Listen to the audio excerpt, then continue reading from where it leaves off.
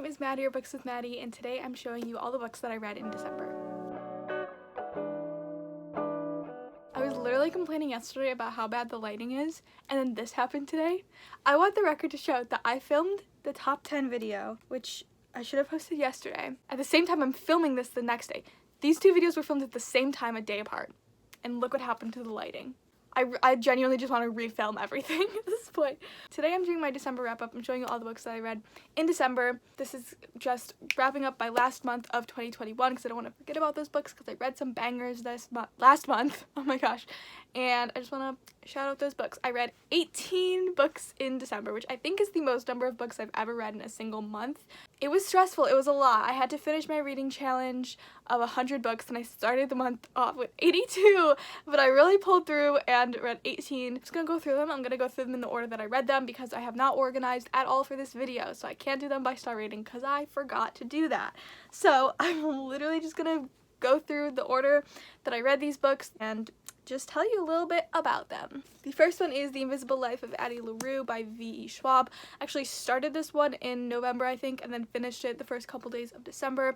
This is a book about a girl, Addie, who is born in like the early 1700s in France, and she's in this like kind of arranged marriage situation. She doesn't want to marry the guy, and so she prays to like this demon god guy and like asks for like freedom to not have to marry this guy. And so he grants her wish, but in the form of the fact that nobody will ever remember her after they meet her. Oh, I've read about on lipstick. I did literally just stop this whole video to put on lipstick. Okay, so as I was saying, in exchange for not having to marry this guy and kind of escaping from the pressures of society, he curses her so that no one will ever remember her or her name. So like literally she meets somebody, if they like turn away or walk into another room, they will immediately forget her. She's also with her immortal? Is that the word? Yeah, immortal. So she never dies. It starts in like 1714-ish, maybe. 1707. And then it goes all the way up until 2014, where she meets somebody who remembers her name. This book was beautiful. I gave it 4 stars, but it's like a solid 4.5. I think the pacing at certain points wasn't phenomenal. I think this book is so unique and kind of tedious in certain ways that this feels like an impossible book to make perfect, is what I'm trying to say. And I think it was beautiful and lovely, and I highly recommend it. But I genuinely think everybody should read this book at some point. It really is hard-hitting, and just like the idea of a lifetime, I guess is what I would say. I don't know, that's super vague, but like that's all I'm saying. Okay, next I read It Happened One Summer by Tessa Bailey.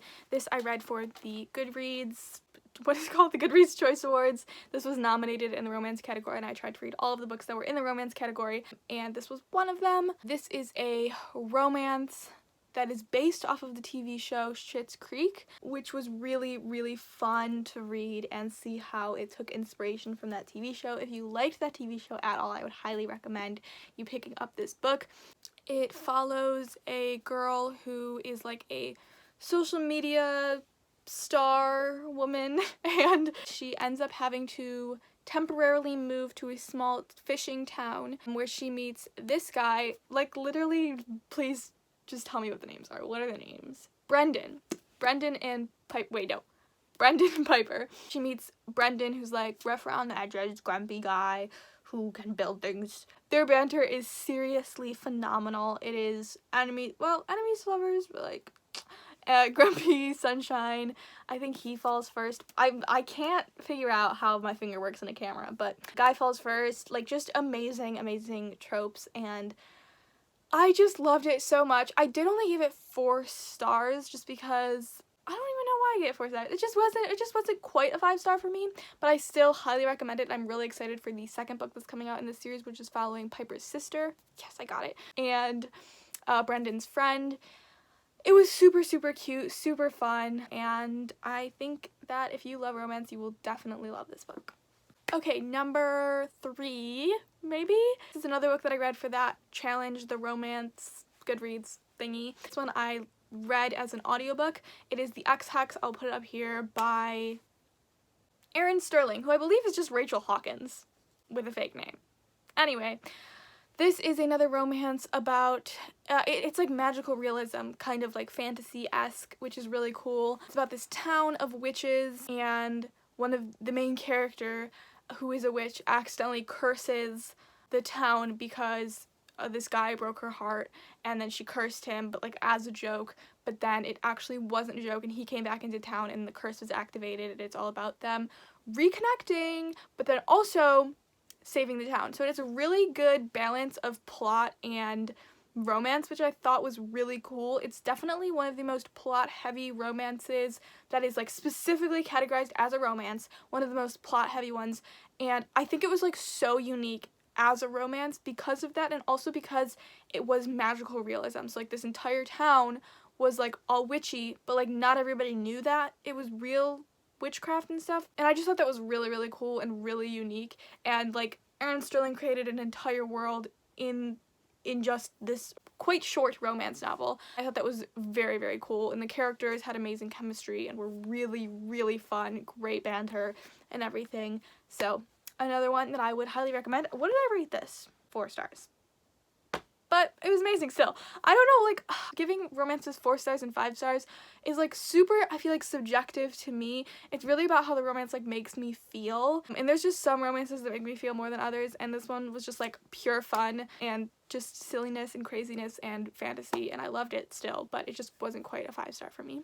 Okay, I read The Jungle by Upton Sinclair. I read this for my American Realism class. I actually never finished it when I did read it for that class, and so I ended up finishing it in December because it was a book that I already started, and I was like, this helped me finish my reading goal. If you're unaware, this is a book that takes place in Chicago in the early 1900s, and it is a commentary on the meatpacking industry and basically the industrialization of America.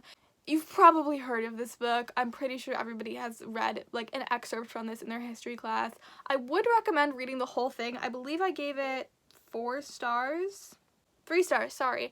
But I really would recommend reading the whole thing if you have the opportunity to. I listened to it, like, a bunch of it on audio, and then I read some of it. It is very, very slow moving, and it's what is called naturalist fiction. Oh my gosh. This happens sometimes when I start to talk about books that I read in school. I just go off on a tangent about everything that I learned about them. But basically this is naturalist fiction, which is very detail oriented and not so much emotional, but on like the actual what is happening, when is it happening, and like all of the details of what is happening, which is a lot to read sometimes. So the audiobook is free on YouTube, and so like why not, you know? But it is very emotional, and this is actually one of the books that made me cry the most this year because it talks about an immigrant family who's really struggling to stay alive in America and in Chicago and doing their best to find job opportunities, and just the competitive industrialization and job game. Like, it's like a game basically, trying to get a job, and it's really heavy but really important, and it's also very, very socialist, so I stand that. Yeah, so I don't know what else to say about it, but very socialist, very anti-capitalist. Anyway, moving on to the next one. This is another romance that I read for the Goodreads thingy. It is called 7 Days in June by Tia Williams. I read this, like 75% of this as an ebook, and then I listened to the last 25% of it, and I loved this book.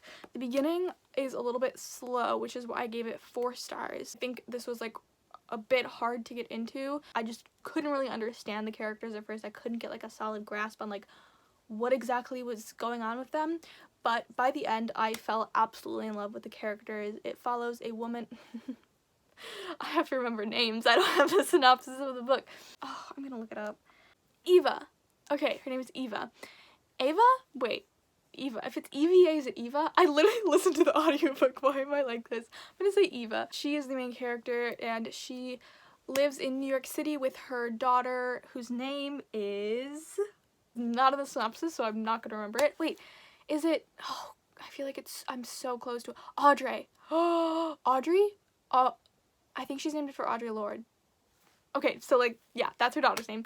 And she's a single mother, and then her like high school love named Shane comes into town. They're both authors, and so they meet at this like literary panel situation, and they reconnect. This book is like very, very heavy. It is not like any of the other romances that were on the Goodreads nominations, or literally like any other romance that I've ever read. It talks about like really hard-hitting topics: chronic illness, drug abuse, self-harm, suicide, abuse, neglect. So many different topics, so heavy, but so beautifully done, like just absolutely amazing. It switches back between Eva and Shane meeting in high school and their like relationship back then, which only lasted a week, and then their relationship present day, which I believe also only lasts a week, which is why it's called 7 Days in June. Their relationship is phenomenal and beautiful, and the ending of this book made me so emotional. It was so incredible. I highly recommend this book, but like I said at the beginning, it's a little bit hard to get into, so just keep going through it, and it's phenomenal. Highly, highly recommend. Next is The Road Trip by Beth O'Leary. Beth O'Leary also wrote The Flasher. You might know her from that. This I read as an ebook. This follows, okay, no, I'm absolutely gonna get these names. Addie. Oh my gosh, I totally remember that because it reminded me of Addie LaRue. Okay, Addie, her sister Deb. I can't remember any of, wait, Marcus. What is Dylan? Oh my gosh, I'm a genius. Okay, so basically the story starts out with Deb and Addie going to a wedding for their friend Cherry, and they accidentally run into, literally I think they run like into, like car-wise, their friends, their old friends, Dylan and Marcus. Dylan and Addie used to date, but they had kind of a rough breakup. Deb and Addie offer to give Dylan and Marcus a ride, and they just run into a bunch of different problems along the way. Just lots of goofy, silly things. But as the story is going, Beth O'Leary takes us back in time to when Addie and Dylan first meet, and the summer that they meet, and how they fall in love, and then their story of, you know, falling in love and moving in together and everything, and how they get torn apart, and then them reconnecting. That was a long-winded explanation. I don't know how to describe this book. I did only give it 3 stars, but something about this book really hit different. The first like 75% of the book is like, ooh, this is long-winded, don't really care about what's happening. But the last 25% of the book, whoa. So like that's why it's 3 stars for me. I think the reason that I couldn't get through it as fast is because I expected it to be like a romance, and it's just not. It's just like, it has the happily ever after, maybe. It has like the ingredients to be a romance, but it is definitely more like a fiction contemporary situation. Beth O'Leary just has such a distinct voice and such a powerful way of writing characters, and I think that really comes through in this novel. There are so many strong personalities and dimensional characters. The ending just blew me away. It blew me away. So I don't know if I recommend this one or not. I never know, like, is that what I'm supposed to say at the end of every book? Read it if you want to, I guess. Like, it's interesting and it's very good, but also, like, keep in mind that the first, like, 75% might be really slow. So is it worth it to read the end? I don't know. See, I don't know, like, what my role here is. I'm just feeding you information. Do whatever you want with it. Okay, next. I don't know what number we're at, but the next book is, I can actually hold this one up. Malibu Rising by Taylor Jenkins Reid. I don't really want to hold it, to be honest. Malibu Rising, Taylor Jenkins Reid. One of my most anticipated books of my lifetime. This book takes place in 1983. That's my guess. I'm literally a genius. It's 1983. It takes place over 24 hours, 1983, with some like flashbacks to the past and stuff. And it follows this group of siblings who are famous. One of them is like a model, one of them is a surfer. They also have a very famous father, Mick Riva, who is like a rock star singer. And it basically follows for the 24 hours this party that one of the siblings annually throws at her house, and all of the like drama that ensues in this specific party. Phenomenal, obviously, incredible. Taylor Jenkins Reid has done it again. I gave it 4 stars, which was a bit blasphemous for me because Taylor Jenkins Reid is one of my favorite authors of all time. But I think it's hard, like, when you read something like The Seven Husbands of Evelyn Hugo or Taylor Jones and the Six. Daisy Jones and the Six. I think this just wasn't as good as those two. So it wasn't that this book wasn't amazing. It was that I was thinking about those two being 5 stars and this one not being quite as good as those two. And so that's why I gave it 4 stars. But like by itself, it's a 5 star. But when in comparison to those, it's not. And so that's where I get tripped up with like, it's a 5 star compared to like other historical fiction that I've read. But in comparison to Taylor Jenkins Reid's other historical fiction, it's not as good. And so, I don't know. And some people honestly might think that this one is better than the other two. It's totally subjective. So I don't want my 4 star to make you think that this one isn't as worth reading as The Seven Husbands of Evelyn Hugo or Daisy Jones and the Six. That's just how I viewed it. I was also having an extreme emotional breakdown while reading this book, so that could have affected my rating. But I feel pretty solid about that opinion on it. Okay, over the past couple months, I've been reading an arc called Animal Bodies by Suzanne Roberts. Got this arc through NetGalley, and it's a short story collection about death, grief, love, life, things like that. I realized when I was reading this book, I don't love short story collections, and that's why I think I only gave this one 3 stars. For me, like, short story collections, I find it hard to get into them. I'm sitting on a chair so weird right now. Like, why am I not using the back of it? Hang on. I have a hard time connecting to just like short bursts of stories. I find myself not getting as invested because it takes me like longer to get invested, but then by the time I'm invested, it's over. And so I think that's why I kind of had like a iffy relationship with this book. I did give it 3 stars. I think Suzanne Roberts has a really, really powerful voice and really powerful narrative, and I don't want my opinion on short story books to get in the way of that like coming through. She wrote some like amazing essays and narratives and stories in this book, and I really do highly recommend that people pick it out, especially if they're grieving or just like conceptualizing the idea of death.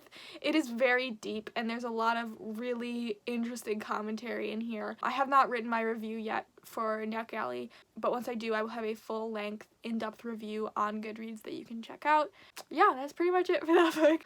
I wish I had more to say, but that's it. Okay, next I have Violet Bent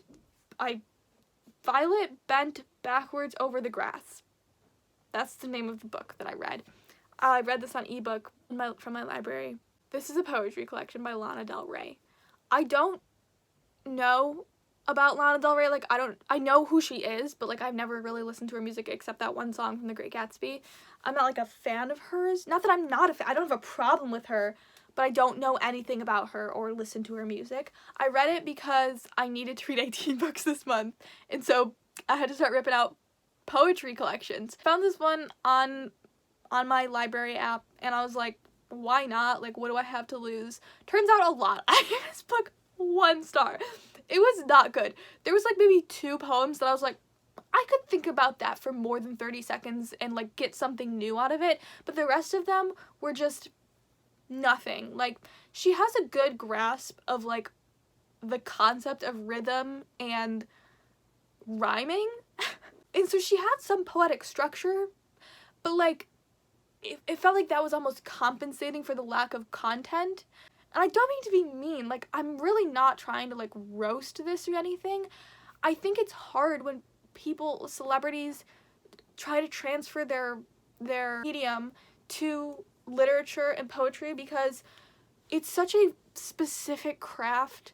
And like, I'm obviously biased because I'm an English major. Literature is my favorite form of media, so like I'm definitely biased, but like I just feel like it's hard to transfer crafts and like be like, okay, writing music is the same as writing poetry or the same as writing a book. It's not. I don't want to say this, but this felt a little bit like a money grab. It felt a little bit like if it had her name on it, people would buy it and get mediocre poetry that has some semblance of rhythm, and people would call it art. I'm so sorry to say that, because that's probably offensive to people who love Lana Del Rey, but this felt like a money grab, and I'm really sorry. I'm gonna move on before anybody cancels me. Next, White Oleander by Janet Finch. I listened to this one on audiobook. It is a book about a girl. I'm not gonna remember the names. I'm not gonna remember her name. I don't remember her name. But basically, it's about this girl who lives with her mother, and her mother is a little bit unstable, it seems, and her mother ends up killing somebody. So yeah, it does seem like she's unstable. And this girl ends up going into the foster system, and it's about her journey through the foster system, living with different families, and then her continued relationship with her mother. It's so good. I gave it 4 stars. I really highly recommend this book. I haven't really heard anybody talking about it, but I know that it does have a lot of, like, quite a big following. It came out in, like, 2001 though, so, like, that's probably why nobody's talking about it anymore, but I just discovered it. I really, really enjoyed it. I thought it was fascinating. The dimensionality of the main character and her mother was phenomenal, and the way that this character, I have to look up her name, it's bothering me so much. Astrid is the daughter's name. So, the way that Astrid ends up, like, connecting with people is fascinating and really speaks to the way that dysfunctional family can affect somebody as they're growing up and as an adult. I loved this book. I'm, like, now thinking, like, maybe I should have given it 5 stars. I, like, absolutely loved it, and it was so interesting, and I don't know what else to say about it. It was very good. Next, I have And the Ocean Was Our Sky by Patrick Ness. This is a short little guy. It's about whales. It is a retelling of Moby Dick, but from the whale's perspective. I've never read Moby Dick, but that's what I've heard this is about. I mean, I know what it's about, but I don't know if that's the same as what Moby Dick is about. But there is, like, a literal character in this book called, like, Toby Mick. What is their name? Toby Wick. Toby Wick is, like, the villain of this book. And so it's about a little community of whales who hunts humans, and a community of humans who hunts whales, and then what happens when the whale community captures one of the humans who survives a shipwreck and then ends up questioning him, and then eventually that leads them to Toby Wick. That was literally the entire plot of the book. I don't know if I spoiled it, but, like, it's a really short story, so, like, that's just, like, basically the outline of what happens. So what ends up happening is the human and the main character whale, Bathsheba, end up forming this bond that they don't believe is possible because they come from different walks of life, and it talks a lot about that dichotomy between 2 different groups of people having the ability to connect, and the misunderstandings that can occur when there are, like, stereotypes or discrimination or, like, prejudice against another group. It can spread lies and falsities against another group of people, or whales. And that's kind of, I believe that's what, like, the main commentary of this book is. And so I thought it was really, really powerful. And Patrick Ness had a unique ability to make a story about whales interesting, which, like, I hugely commend him for. That is amazing. And I really highly recommend this book. I think this is such a widely applicable concept that anybody could read it and learn something from it. And I also think that this could work for young audiences and old audiences alike. And so I just highly recommend it. Don't know if I said this, but I gave that book 5 stars. And next I read Anxious People by Frederick Bachman.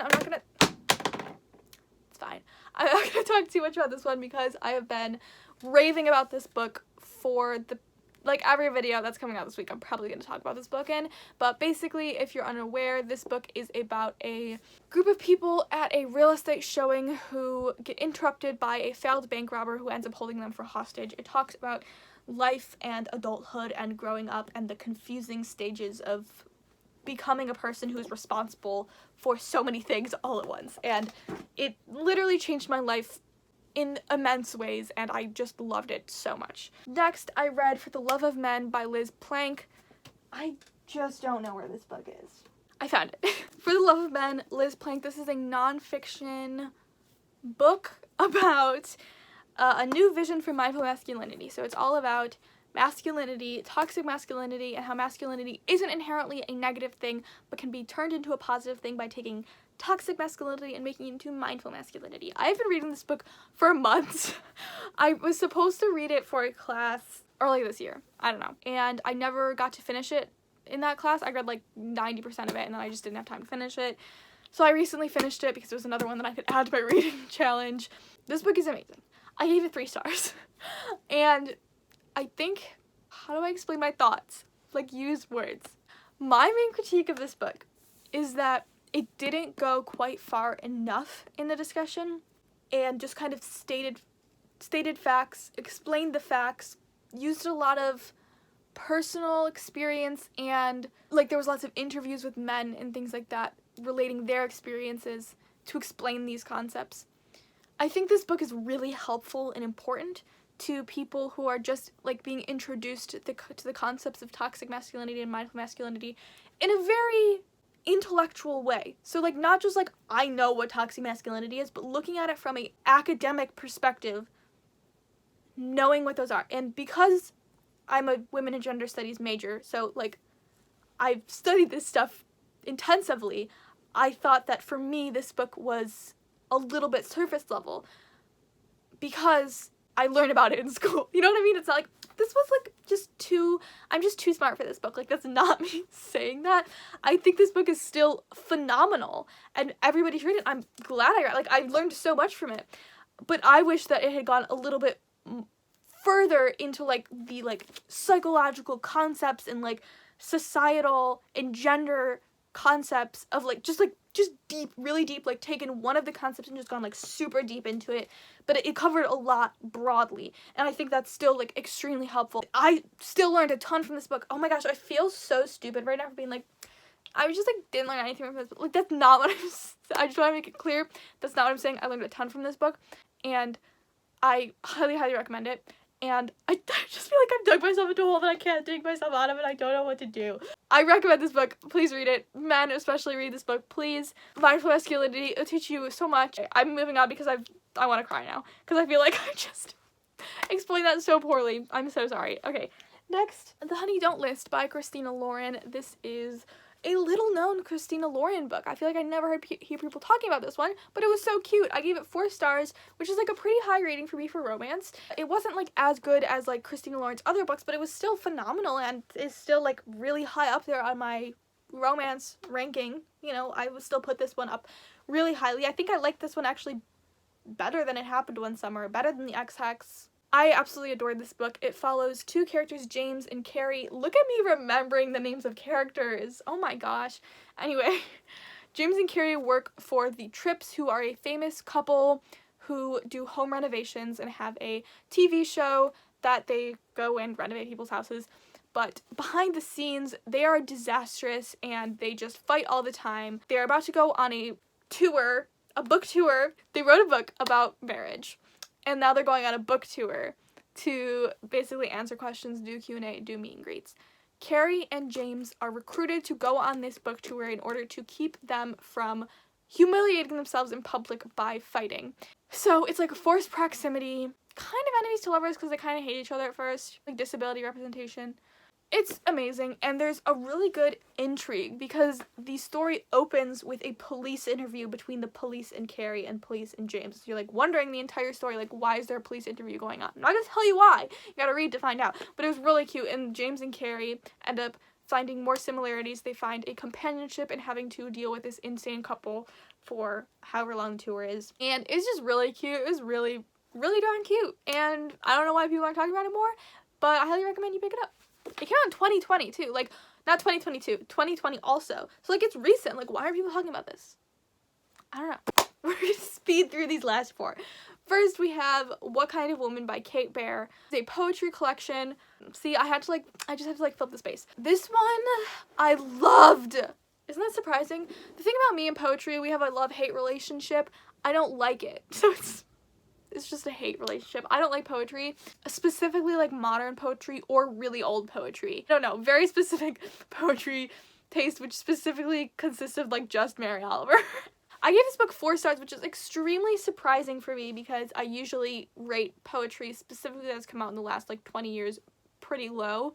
But this one, I really enjoyed. It basically talks about womanhood and the different roles that women are expected to fill throughout their lives, from lover to wife to sister to date to, I don't know, just like all the different things that women are supposed to be, and what kind of makes a woman and the permissions that women should start to allow themselves because they're held up to such a high standard. And there are just so, like, okay, I have something important to say. I've figured out the difference between this book and Lana Del Rey's poetry book is like, this book is poetic, okay? This book has roots of poetry, where it's like using, in poetry, like, can we really define it? Absolutely not. But like, the way that it's written, it's more than prose. It's poetic. Lana Del Rey's is words. It's words on a page just stating things. It's just saying things. In this one, What Kind of Woman is like telling a story. It's telling you information in this like beautifully poetic way. And like, there's just a difference. Like, I wish everybody who's watching this would read these two books right now and like help me describe the difference, because there is such a stark difference about Lana Del Rey just literally saying words and just like stating things that have happened, and Kate Bear using so many different forms of language to translate a message to the reader that couldn't be translated the same way had it been done in prose. I think that's the big difference, is like Kate Bear's message demanded to be written poetically and couldn't have been done the same way had it just been a story or just like prose or statements. Lana Del Rey's could have been told anyway, just like a sentence that wasn't in a poetry book, or just like saying words. Like, there was much more room for anything to happen with Lana Del Rey. With Kate Bear, it's beautifully crafted, it's intentional. I'm like literally going on, and I'm sorry, I'm gonna stop now because like no one cares anymore, but like 4 stars, beautifully done. Next we have All Systems Red by Martha Wells.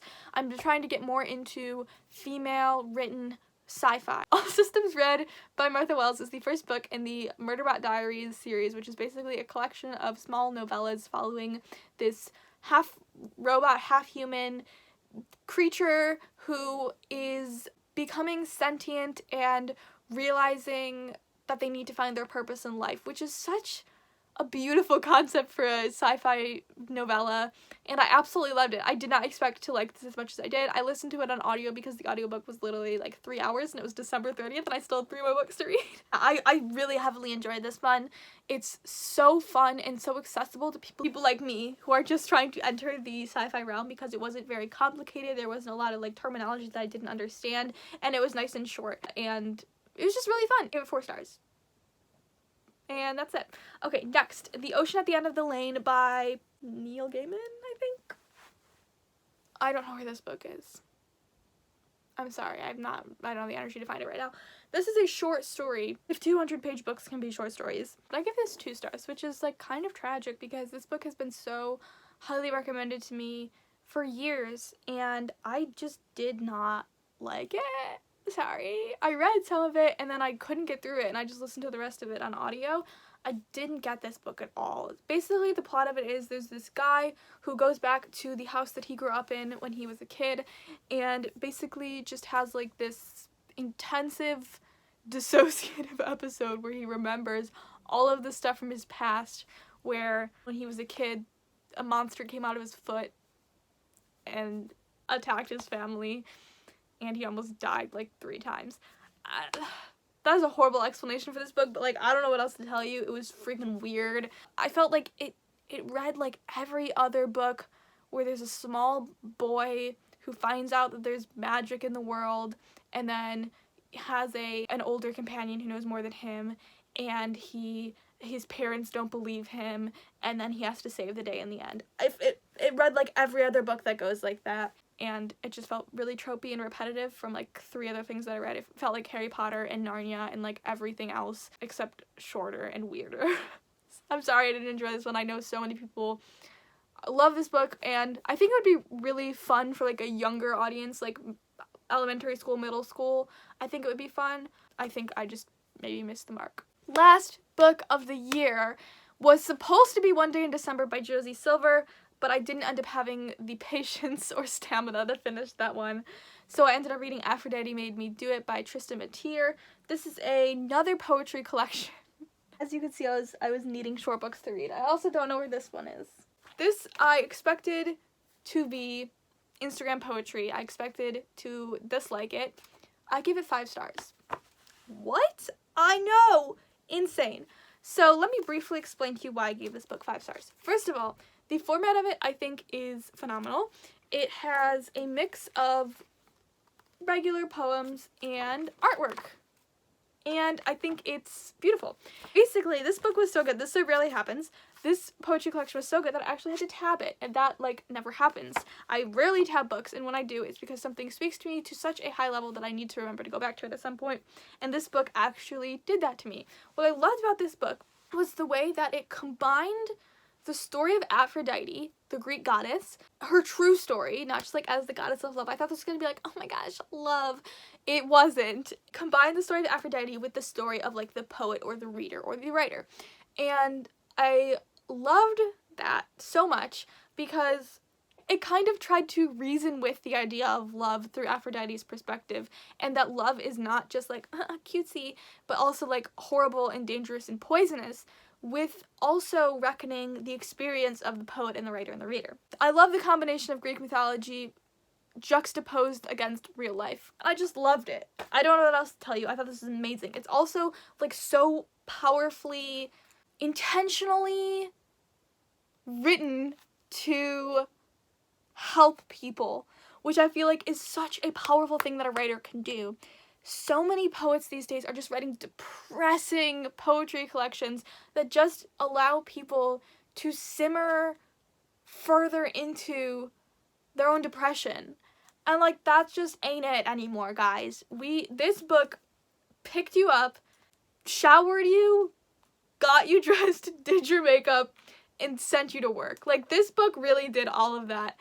And I think it's amazing, and I think it's one of those book collections that I'll come back to time and time again to remind myself to take care of myself. Anyway, this video was so long and I'm so exhausted. I really hope you enjoyed this video. Thank you for watching. Let me know what the last books that you read in December were. Like, what did you finish off your year with, and what did you rate them? Because I thought I was going to end the year with like a 2-star book, and I ended up ending it with a 5-star book. And so I was really excited about that. So let me know how you ended your reading year and how many books you read this year. With that said, that is the end of this video. Quick reminder that I will be uploading every single day this week, so 7 full days of content. Pray for my soul and my sleep schedule. But other than that, I really hope you enjoyed this video. Thank you so much for all of your support, and thank you for watching. I hope you have a great day, I hope you have a great week, and I hope you have a great life, and I will see you very, very soon. Bye-bye!